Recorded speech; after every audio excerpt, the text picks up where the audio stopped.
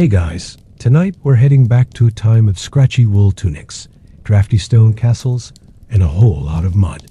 Picture it now. You're a royal page boy maybe, or a minor knight, and the year is roughly 1180. The air is cool and damp, and the only light comes from flickering torches and a smoldering hearth.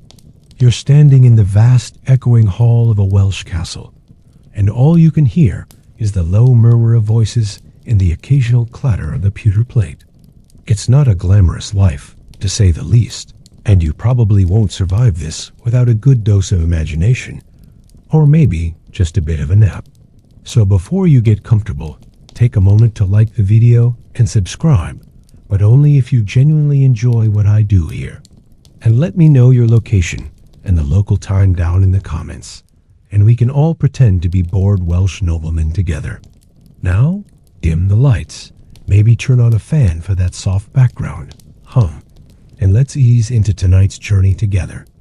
Our story begins not with a great battle or a scandalous affair, but with a boy named Hywel, who would one day become a prince of Gwynedd. Imagine him as a child, small for his age, with an unruly mop of dark hair and a perpetually bored expression. While other noble children practiced their swordplay with wooden blades or learned to ride ponies, Hywel was often found in the castle's scullery, watching the cooks. He was fascinated by the way they kneaded dough and chopped vegetables, the quiet, rhythmic tasks a welcome relief from the boisterous, often violent world of his brothers. It's important to remember that for a medieval prince, childhood was a brief, harsh affair. You were either training for war or being married off for political gain. Historians still argue whether this early exposure to domestic life was a deliberate choice by his parents to keep him out of harm's way, or simply a reflection of his introverted nature. Either way, Hywel found the clang of metal and the shouting of men entirely unappealing. He preferred the quiet hiss of fat dripping into a fire, or the earthy scent of root vegetables pulled from the ground. You see, being a Welsh prince in the 12th century wasn't exactly a walk in the park. Wales was a patchwork of warring kingdoms, constantly under threat from powerful English neighbors. Every prince was expected to be a warrior, a leader on the battlefield, a symbol of national resistance. It was a heavy burden, and one that Hywel felt ill-equipped to carry. He was a thinker, not a fighter. He was a planner, not a general. His older brothers, Llywelyn and David, were the classic heroes of their time, broad-shouldered, loud, and fond of a good brawl. Hywel, on the other hand, was quiet. He preferred to read ancient texts and pore over maps of the stars, a hobby that earned him more than a few snide remarks from his more martial-minded peers.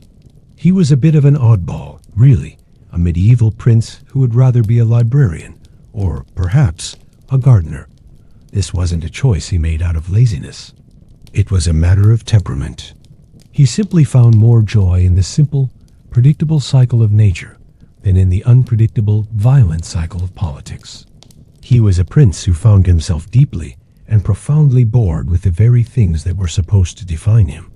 It was this quiet, simmering discontent that would eventually lead him down a path that would change the course of European agriculture, all because of his profound disinterest in medieval politics.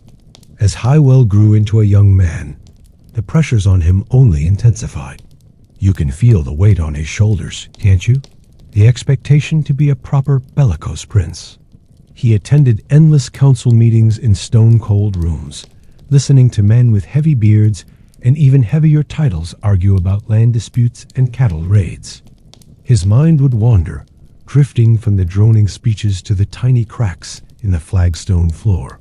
He would find himself tracing the patterns with his eyes, imagining they were the tributaries of a great river, a far more interesting puzzle than the shifting allegiances of minor lords.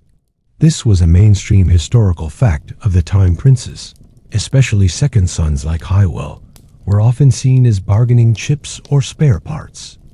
Their personal desires were irrelevant. Their duty was to their lineage and to their land, and that duty was almost always defined by the sword. But Hywel's spirit was not built for that kind of life. One of his duties, a truly tedious one, was to inspect the various royal estates and their farms.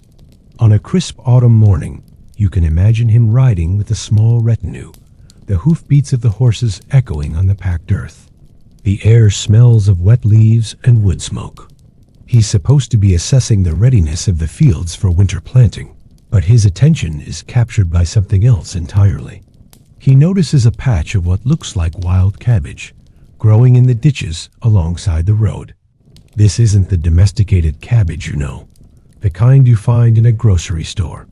This is a much wilder, scraggier ancestor of the plant. It's a bitter, tough thing, but it's remarkably resilient, thriving in the cold Welsh soil where other crops struggle. It's this moment of quiet observation, this quirky little tidbit of his journey, that truly sets the stage for everything that follows. He found himself wondering about these hardy plants, these tenacious cabbages, and how they managed to survive the harsh Welsh winters. Why were they not cultivated more widely? He posed this question to one of his more senior advisors, a wizened old man named Sinan. Sinan simply shrugged and told him that they were poor man's food and not fit for a prince's table.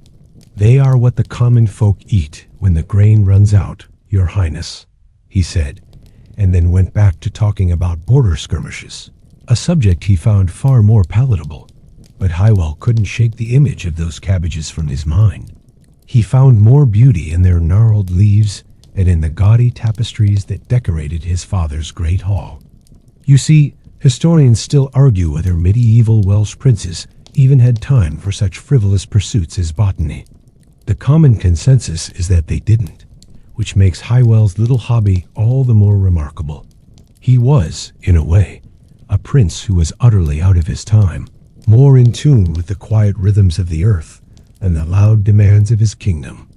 He was a man who, instead of dreaming of glory, found himself dreaming of vegetables. It's almost comically boring, isn't it?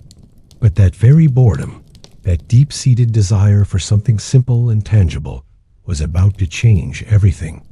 Hywel's discontent with his royal duties began to manifest in a most peculiar way.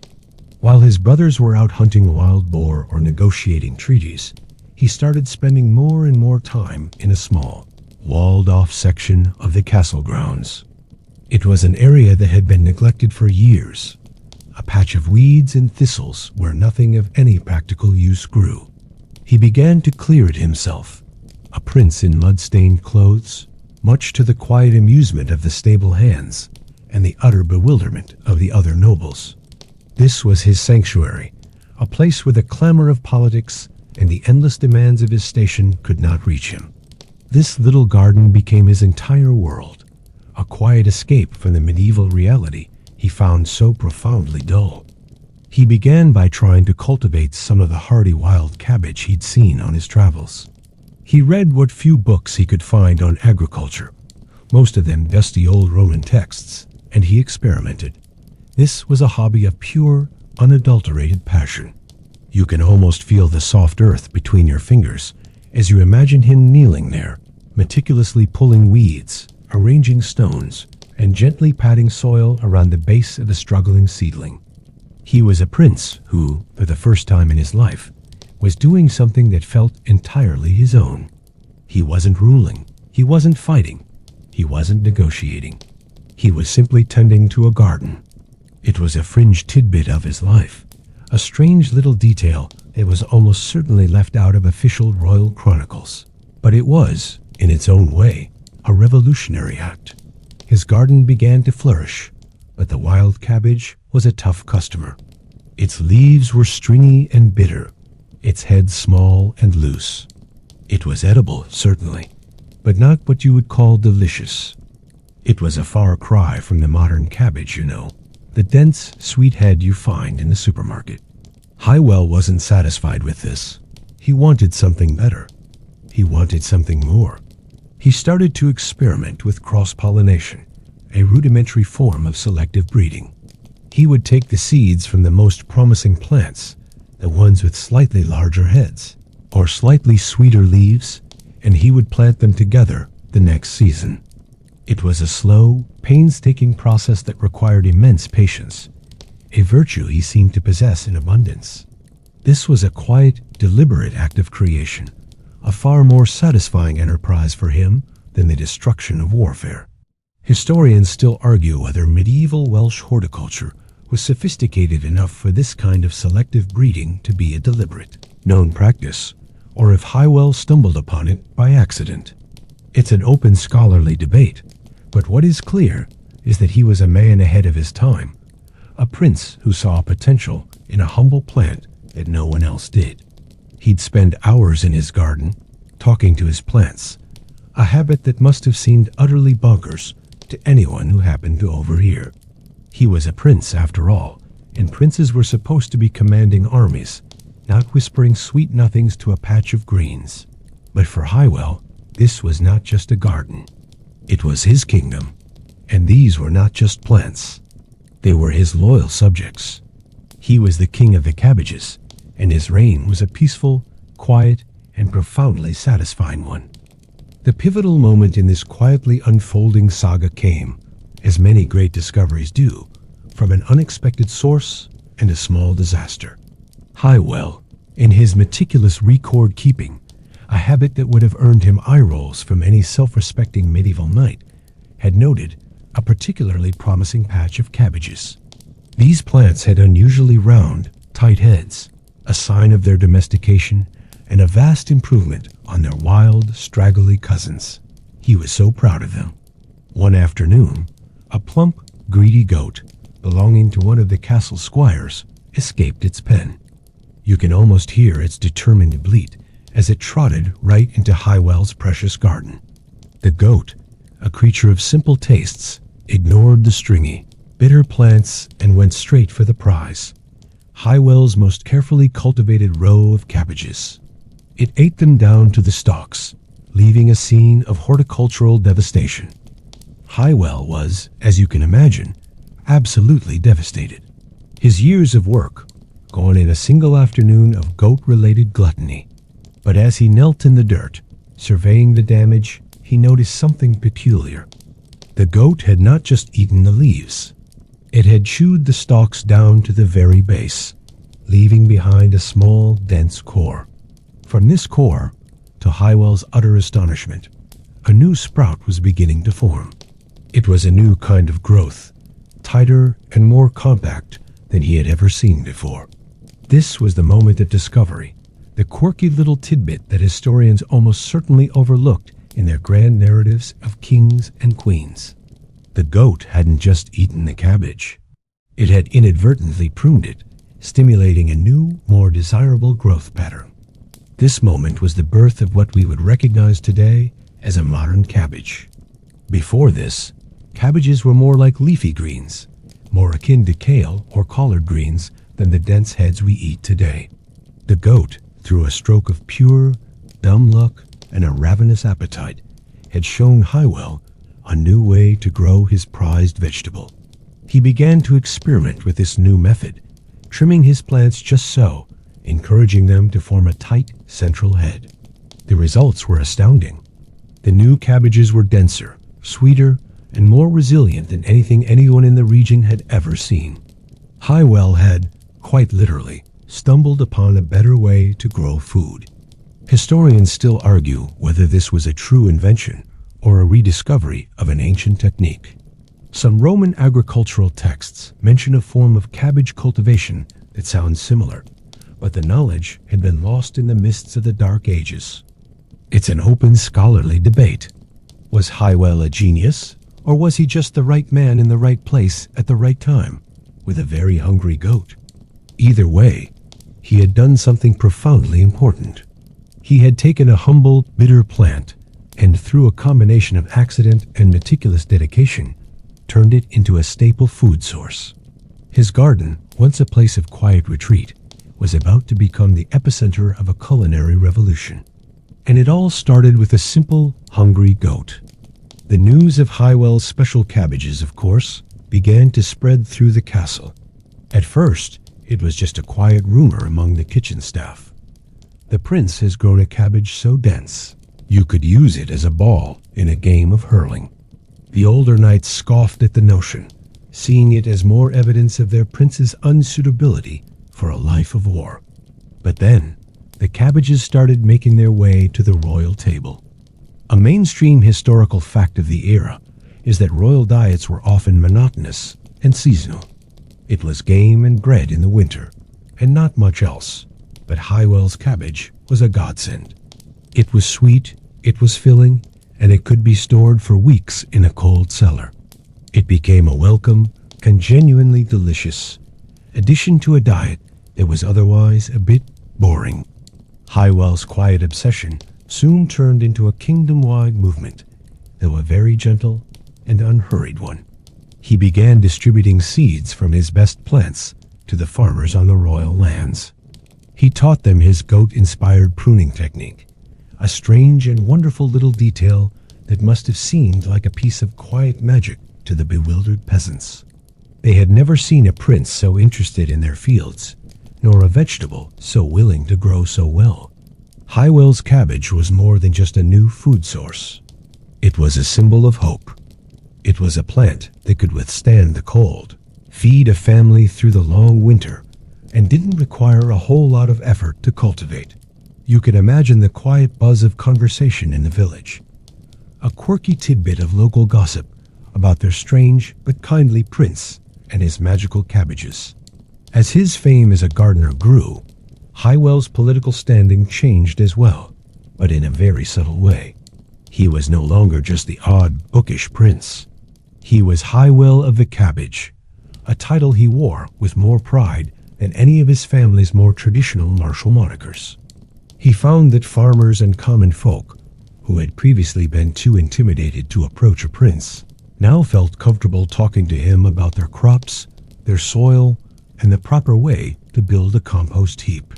This gave him an insight into the lives of his people that his brothers, who only ever saw them from horseback, could never have. It was an invaluable education in governance. He discovered that a full belly was more important than a new land border, and that a healthy harvest was a far more effective tool for peace than a sharp sword. It's a fascinating thought, isn't it? That a simple cabbage could teach a prince more about leadership than a lifetime of battle practice. Historians still argue whether Hywel's obsession with cabbages was a deliberate political strategy or simply a happy accident. Was he a genius who used horticulture to connect with his people? Or was he just a man who wanted a good salad? It's an open scholarly debate. But what is undeniable is that his quiet, persistent work in his garden led to a profound shift in the way he was perceived, both by his subjects and by himself. He found a purpose not in the clash of swords, but in the gentle turning of the soil. He was, at last, a prince who was not bored. Hywel's quiet revolution in the garden had a ripple effect that went far beyond the castle walls of Gwynedd. The Hywel cabbage, as it came to be known, wasn't just a food source. It became a symbol of Welsh identity. In a time when Wales was constantly fighting to maintain its independence against the encroaching English, this humble vegetable became a quiet act of defiance. The English had their grand feasts of roast venison and imported spices, but the Welsh had Hywel's cabbage, a food that was uniquely theirs, a testament to their resilience and ingenuity. This mainstream historical fact of national identity being tied to food is a well-documented phenomenon across many cultures. But for the Welsh, it was a cabbage, not a conquering hero, that gave them a quiet sense of pride. The Hywel cabbage was more than just a culinary curiosity. It was a tool for political stability. With a reliable, storable food source, the Welsh people were less susceptible to famine, which, as we all know, is a major cause of political unrest. A well-fed populace is a peaceful populace, and Hywel's kingdom, largely thanks to his gardening efforts, was more stable than many of its neighbors. This gave him a platform to negotiate with the English, not from a position of weakness, but from a position of quiet strength. He wasn't a great warrior, but he was a brilliant agriculturalist, and in the medieval world, that was a weapon as potent as any sword. The English kings, who had always viewed the Welsh as a wild, untamable people, were surprised to find themselves dealing with a prince who was more interested in soil pH than in military campaigns. It must have been a truly bizarre experience for them, a quirky tidbit in the grand tapestry of Anglo-Welsh relations. Hywel's quiet influence even extended to the legal system. He was a prince of law as well as of the land, and his experience with his garden and his people gave him a unique perspective. He introduced new laws that protected farmers' rights and promoted sustainable agriculture. This was a radical idea for its time, and a fascinating example of how a personal passion can bleed into public policy. He created a legal framework that valued the land and the people who worked it, a departure from the more feudal-minded laws of his contemporaries. It's a testament to his quiet genius that he saw the connection between a healthy soil and a healthy society. Historians still argue whether these agricultural laws were entirely his idea, or if he was influenced by earlier Celtic traditions. It's an open scholarly debate. But what is clear is that he was a prince who ruled with a soft hand and a green thumb. He was a leader who understood that true power lay not in the size of his army, but in the bounty of his harvest. The legacy of Hywel and his cabbage is a quiet one, but it is one that continues to shape our world in subtle ways. The cabbage you see in the grocery store today, with its dense, tightly packed leaves, is a direct descendant of the one Hywel so lovingly cultivated in his Welsh garden. This mainstream historical fact is a fascinating one, a reminder that the great stories of history are not always about kings and conquests, but sometimes about a single plant and the man who cared for it. Hywel's method of cultivation, which began with a hungry goat, spread from Wales to England and then across Europe. It became the standard for growing cabbage, a plant that would go on to feed millions of people for centuries. It's a testament to the power of a simple idea, quietly and patiently brought to life. Hywel himself, of course, faded into the mists of history. He was not a warrior king, so his name is not etched into stone or sung in epic poems. His legacy is in the fields, not on the battlefield. He was a prince who found his true calling in the soil, and in doing so, he did more for his people than many of his more famous, warmongering contemporaries. It's a quirky tidbit of history that the man who gave us the modern cabbage is not a household name, but his work is in every grocery store and on every dinner plate. His story is a quiet reminder that the most profound changes can come from the most unexpected places. The next time you see a cabbage, you can think of Hywel, the bored prince who found his purpose in a garden. Historians still argue whether Hywel's cabbage was a truly new species, or simply a recultivated version of a lost Roman one. It's an open scholarly debate. Did he create something entirely new? Or did he, through a series of happy accidents and a great deal of patience, simply rediscover something that had been forgotten? The truth is, it probably doesn't matter. What matters is the quiet, undeniable impact he had on the world, an impact that can be seen and tasted to this very day. And so, we leave Hywel in his garden, a prince not of castles and crowns, but of cabbages and compost. The sun is setting, casting long, peaceful shadows over his rows of sturdy, green plants. The air is cool and still, and you can almost hear the gentle hum of the insects as they settle down for the night. The castle is quiet, the distant sounds of the day fading away. Hywel is at peace, and for a man who spent so much of his life feeling bored and out of place, that is the most profound victory of all. The story is over. The prince is resting, and the cabbages are growing quietly in the dark. It's a good feeling, isn't it? The feeling of things being settled, of a quiet story ending in a quiet place.